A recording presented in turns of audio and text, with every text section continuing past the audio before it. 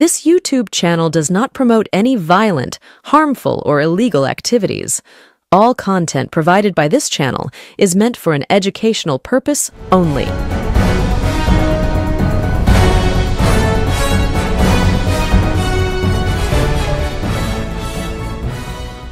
বাংলায় ঘোষণা হয়েছে SIR special intensive revision. Voter তালিকায় ঝাড়াই বাছাই পর্ব হবে এবং এর ফলে সবথেকে বিপদে যারা পড়তে চলেছে তারা ছিন্নমূল হিন্দু বাঙালি। হাওয়া ভালো নয়, বিপদ আসতে চলেছে বঙ্গ বিজেপির জন্য। সেই বিপদ আসতে পারে এবং তার পরিণাম বঙ্গ বিজেপির বিপুল পরাজয়। এবং এই পরাজয়ের পদধ্বনি খুব ভালো করে শুনতে পাচ্ছে যারা, তাদের মধ্যে অন্যতম বঙ্গ বিজেপির রাজ্য সভাপতি শ্রমিক ভট্টাচার্য এবং বঙ্গ বিজেপির বিধায়ক বিরোধী দলনেতা শুভেন্দু অধিকারী। এই কথা বুঝতে পেরে পাল্টিবাজ শুভেন্দু আরো একবার পাল্টি খেয়েছে সবাইকে অবাক করে দিয়ে। হ্যাঁ, শুভেন্দু অধিকারী, পাল্টিবাজ শুভেন্দু অধিকারী যে দল বদল করে তৃণমূল কংগ্রেস ছেড়ে বিজেপিতে গিয়েছিল, সেই শুভেন্দু অধিকারী আরো একবার পাল্টি খেয়েছে। সাথে সাথে সিপিএম এর দ্বারস্থ হয়েছে বঙ্গ বিজেপির রাজ্য সভাপতি শ্রমিক ভট্টাচার্য। বিজেপি ক্ষমতায় আসতে পারছে না, বুঝে গিয়েছে বঙ্গ বিজেপির এই দুই প্রধান মুখ। ফলে যা হওয়ার তাই হতে চলেছে।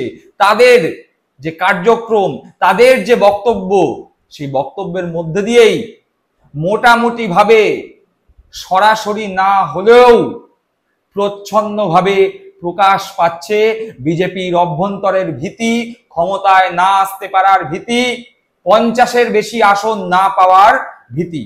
কেন এই কথা বলছি, সেই সমস্ত কথার বিবরণ নিয়ে আজকে আমাদের পর্ব। আপনারা দেখছেন বঙ্গচক্ষু ইউটিউব চ্যানেল, আমি প্রতিবেদক সায়ন্তন চক্রবর্তী। যারা প্রথমবারের জন্য এই চ্যানেলে এসেছেন তাদের কাছে অনুরোধ করব চ্যানেলটিকে সাবস্ক্রাইব করে পাশে থাকা বেল বাটনটি প্রেস করে দেবেন, যাতে যখনই নতুন কোনো ভিডিও এই চ্যানেলে আসবে সরাসরি সেই নোটিফিকেশন পৌঁছে যাবে আপনাদের কাছে। চলুন আজকের পর্বে প্রবেশ করা যাক। যে কথা দিয়ে শুরু করেছিলাম যে বিরোধী দলনেতা শুভেন্দু অধিকারী পাল্টিবাজি মোটামুটি যিনি রপ্ত করে ফেলেছেন, সেই পাল্টিবাজ শুভেন্দু অধিকারী আরো একবার পাল্টিবাজি করেছেন, পাল্টি খেয়েছেন এই এসআইআর এর আবহে।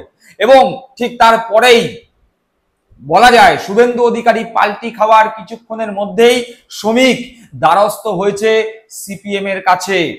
হাওয়া ভালো নয় শুভেন্দুর পাল্টি, আর শূন্য হয়ে যাওয়া সিপিএম এর দ্বারস্থ হওয়া বিজেপির জন্য কতটা ভালো তা বিজেপির নেতা কর্মীরাই বুঝতে পারছেন না।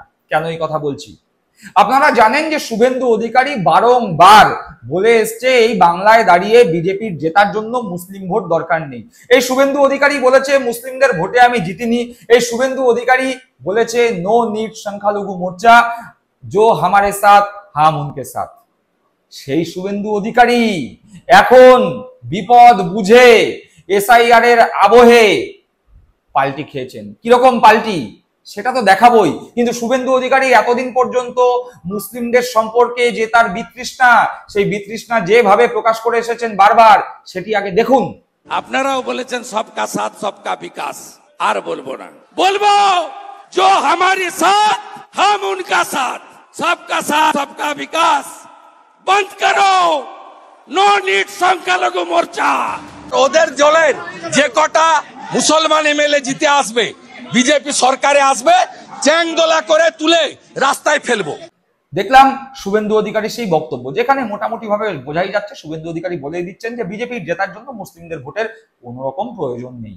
সেই শুভেন্দু অধিকারী যখন বুঝতে পেরেছেন যে এসআইআর হলে মুসলমানদের থেকে বেশি বিপদে পড়বে হিন্দুরা, মতুয়ারা, ছিন্নমূল বাঙালিরা, যারা ধর্মীয় উৎপীড়নের কারণে, তথাকথিত ধর্মীয় উৎপীড়নের কারণে বাংলাদেশ বা অন্যান্য দেশ থেকে পশ্চিমবঙ্গে এসেছেন, এসে অনেক কাঠখড় পুড়িয়ে ভোটার কার্ড, আধার কার্ড, প্যান কার্ড করে দীর্ঘদিন ধরে এই বাংলায় বসবাস করছেন, ভারতবর্ষে বসবাস করছেন। এই এসআইআর হওয়ার ফলে বিপুল সংখ্যক সেই বাঙালি, ছিন্নমূল বাঙালি ভোটার তালিকা থেকে তাদের নাম বাদ যেতে চলেছে।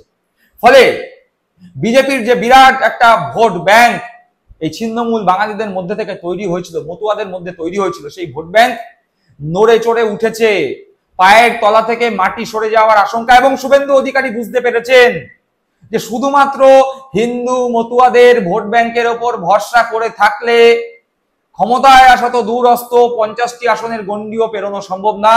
তাই এখন আরো একবার পাল্টি, এবার পাল্টি তিনি বলছেন, আমি তো বলিনি মুসলমানদের ভোট আমি চাই না, আমি বলেছি মুসলমানদের ভোট আমি পাই না। অর্থাৎ মুসলমানদের বার্তা দিচ্ছেন, আমি আপনাদের ভোট পাই না, কিন্তু আমি চাই আপনারাও আমাকে ভোট দিন। এতদিন নো নিট সংখ্যালঘু মোর্চা, জো হামারে সাথ হাম উনকে সাথ, আর সেই শুভেন্দু অধিকারী এখন ভিক্ষার বাটি হাতে মুসলমানদের সামনে গিয়ে বলছেন, আমরা তো মুসলিমদের ভোট পাই না, কিন্তু আমি একবারের জন্য বলিনি আমি মুসলমানদের ভোট চাই না। এসআইআর আবহে হিন্দু ভোট তলানিতে ঠেকতে পারে, সেই ভয়েই এখন 26 বিধানসভার আগে মুসলমানদের তুষ্ট করতে শুভেন্দু অধিকারী উঠে পড়ে লেগেছেন। শুভেন্দু অধিকারীর সেই তুষ্টিকরণ বার্তা আর পাল্টিবাজির বক্তব্য একবার শুনি। আমি মুসলিম ভোট চাই না এ কথা কোনোদিন বলি না, আমি যেটা ধ্রুব সত্য বলি যে আমরা মুসলিম ভোট পাই না। আমি মুসলিম ভোট চাই না এ কথা কোনোদিন বলি না, আমি যেটা ধ্রুব সত্য বলি যে আমরা মুসলিম ভোট পাই না। ভারতীয় মুসলিম আপনাদের নিয়ে আমাদের কোনো সমস্যা নেই। শুনলাম শুভেন্দু অধিকারীর সেই তুষ্টিকরণ বার্তা। যেই বিষয় অর্থাৎ এই তুষ্টিকরণের বিষয়ে মমতা বন্দ্যোপাধ্যায়কে বিজেপি, শুভেন্দু অধিকারী সহ বিজেপির তাবর তাবর নেতা, তারা বাংলার হোক কেন্দ্রীয় নেতৃত্ব হোক, মমতা বন্দ্যোপাধ্যায়কে তুষ্টিকরণের রাজনীতির জন্য বারংবার সমালোচনা করেন, কটাক্ষ করেন। তাদের দলেরই বিরোধী দলনেতা শুভেন্দু অধিকারী এখন মুসলমানদের তুষ্টিকরণের জন্য ব্যস্ত হয়ে পড়েছে। ধর্মের কল বাতাসে নড়ে, ঠেলার নাম বাবাজি। তৃণমূল কংগ্রেস মুখপাত্র কুণাল ঘোষ এই সম্পর্কে কি বলেছেন একবার শুনে নিই। সংখ্যালঘুদের সম্পর্কে কি কি ভাষায় অসম্মান করেছেন শুভেন্দু অধিকারী, তো ভুরি ভুরি তার তো রেকর্ডই রয়েছে। এটা হচ্ছে ঠেলার নাম বাবাজি। বুঝতে পারছেন জনগণের দ্বারা প্রত্যাখ্যাত। আর 2 নম্বর বুঝতে পেরেছেন যে এই যে ধর্মের নামে বিভেদের যে প্ররোচনামূলক বিবৃতিগুলো উনি দিয়ে পার পেয়ে যেতেন, রক্ষা কবচ আজ নেই। এখন সব স্টেটমেন্টে একটু পরিবর্তন পাওয়া যাবে, নরম নরম। শুনলাম তৃণমূল কংগ্রেস মুখপাত্র কুণাল ঘোষের বক্তব্য। এ তো গেল শুভেন্দু অধিকারীর কথা। জল এতটাই গড়িয়েছে যে রীতিমতো শূন্য হয়ে যাওয়া সিপিএম, যারা নিজেদের কিডনি, লিভার, ফুসফুস সবকিছু সিপিএম কে দান করে দিয়ে এখন 4%, 5% এসে দাঁড়িয়েছে। শ্রমিক ভট্টাচার্য এসআইআর আবহে বুঝতে পেরেছেন যে বিজেপির ভোট ব্যাংকে রীতিমতো ফাটল ধরতে চলেছে এবং সেই ভোট ব্যাংক ভেঙে গিয়ে ভোট ব্যাংকের একটা বিশাল অংশ সিপিএম এর কাছে ফেরত যেতে পারে। তাই আর কোনো রাগঢাক নয়, বাম নামের বন্ধুত্ব আর ঘোমটার নিচে খ্যামটা নাচা নয়। এবার সরাসরি সিপিএম এর কাছে প্রস্তাব, বলছে বুকে পাথর রেখে এবার আমাদের ভোট দিন, পরেরটা পরে দেখা যাবে, আগে বিজেপি কে জেতান, তারপরেরটা তারপরে দেখা যাবে। অর্থাৎ নিজেদের ওপর আর কোনো রকম কনফিডেন্স নেই, আত্মবিশ্বাস একদম তলানিতে। বিজেপি যে বাংলায় নিজের ক্ষমতায় 50টি আসন পেতে পারে, সেই বিশ্বাসও এই মুহূর্তে বিজেপির রাজ্য সভাপতি শ্রমিক ভট্টাচার্য করতে পারছে না। তাই সরাসরি ভিক্ষার বাটি হাতে সিপিএম এর দরজায় কড়া নাড়তে শুরু করেছে বঙ্গ বিজেপির রাজ্য সভাপতি শ্রমিক ভট্টাচার্য। কি বললেন শ্রমিক ভট্টাচার্য আপনাদের সামনে। এবং বামপন্থী যারা এতদিন সিপিআইএমকে ভোট দিয়েছিলেন, আমরা বিশ্বাস করি, আমরা আবেদন করছি তাদের কাছে, কংগ্রেসের কর্মীদের কাছে, এবং যারা ঘামরক্ত ঝরিয়ে মমতা বন্দ্যোপাধ্যায়কে প্রতিষ্ঠিত করেছেন পশ্চিমবঙ্গের মাটিতে, তাদের কাছেও, সমস্ত অতিবাম সংগঠনের কাছে, যে আজকে একটা রাজ্য ধ্বংস হয়ে যা গেছে প্রায়, যদি শেষ রক্ষা করবার ব্যবস্থা থাকে, কোনো চান, তাহলে অন্তত এই নির্বাচনে কিছুদিনের জন্য বুকে পাথর রেখে হলো বাহাতে বোতামটা টিপে দিন, তারপর দেখা যাবে। দেখলাম একেবারে কাতর আত্মসমর্পণ। শুভেন্দু অধিকারী আত্মসমর্পণ করছেন, বারবার মুসলমানদেরকে অপমান করে সেই মুসলমানদের কাছেই।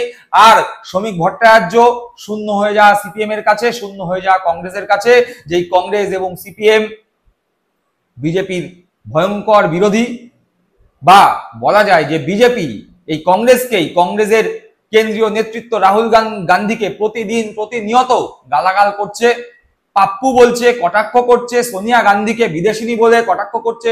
সেই কংগ্রেসের কাছেও এখন শ্রমিক ভট্টাচার্য হাতে ভিক্ষার বাটি হাতে ভোট ভিক্ষা করছেন। বুঝতেই পারছেন বিজেপি এই বাংলায় এই মুহূর্তে কোন জায়গায় দাঁড়িয়ে। অর্থাৎ শুভেন্দু অধিকারী এবং শ্রমিক ভট্টাচার্যের এই কাতর আত্মসমর্পণের মাধ্যমে একটা কথা প্রস্ফুটিত হচ্ছে, আগামী 2026 বিধানসভা নির্বাচনে বিজেপি তো ক্ষমতায় আসছে না, একথা একদম শিওর, কোন রকম দ্বিধাদ্বন্দ্ব নেই, একদম নিশ্চিত বিজেপি ক্ষমতায় আসতে পারছে না।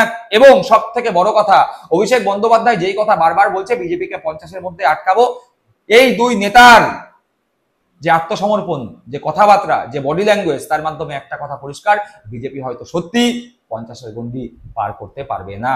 দর্শক বন্ধুরা, আপনারা কি মনে করছেন এই দুই নেতার এই ধরনের বডি ল্যাঙ্গুয়েজের ফলে নিচুতলার বিজেপি কর্মীরা কি আর উৎসাহিত হতে পারবে? 2026 বিধানসভা ভোটের আগে বিজেপিকে জেতানোর জন্য পথে নামতে পারবে? আপনাদের মূল্যবান মন্তব্য কমেন্ট বক্সে কমেন্ট করে জানাবেন। সকলে ভালো থাকবেন, সুস্থ থাকবেন। জয় হিন্দ, বন্দে মাতরম।